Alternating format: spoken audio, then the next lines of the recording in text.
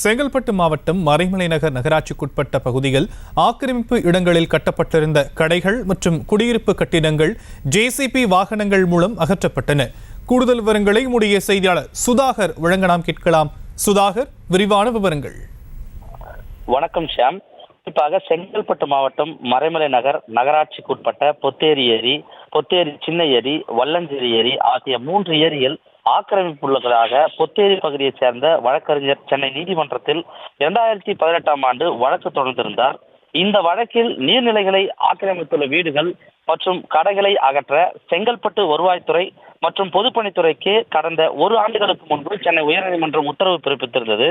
சுமார் 50 ஆண்டுகளுக்கு மேலாக நீர்நிலை பகுதிகளில் ஆக்கிரமித்துள்ள இடங்களான வீடுகள் மற்றும் கடைகளை அகற்ற கோரி பலமுறை மறைமலை நகர் நகராட்சி அதிகாரிகள் நோட்டீஸ் வழங்கியுள்ளனர்.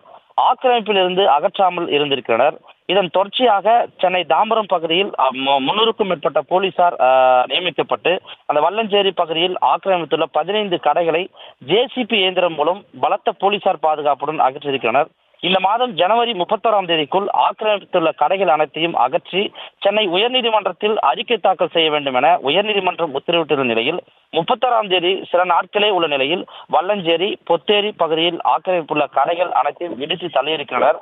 குறிப்பாக 11 பேரை கைது செய்து தனியார் திருமண மண்டபத்தில் தங்க வைத்திருக்கின்றனர். இந்த தரப்பில் தெரிவித்தது சுமார் 50 ஆண்டுகளுக்கு மேலாக ஆக்கிரமிப்புள்ள இடங்களை பொதுமக்கள் எதிர்ப்பை மீறி கடைகளை அகற்றியதால் காவல்துறையினரும் பொதுமக்கள் வாக்குவாதத்தில் ஈடுபட்டிருக்கிறனர். ஷியாம், விவரங்களுக்கு நன்றி சுதாகர். செய்திகளை உடனுக்குடனும் துல்லியமாகவும் தெரிந்து கொள்ள சப்ஸ்கிரைப் பண்ணுங்க.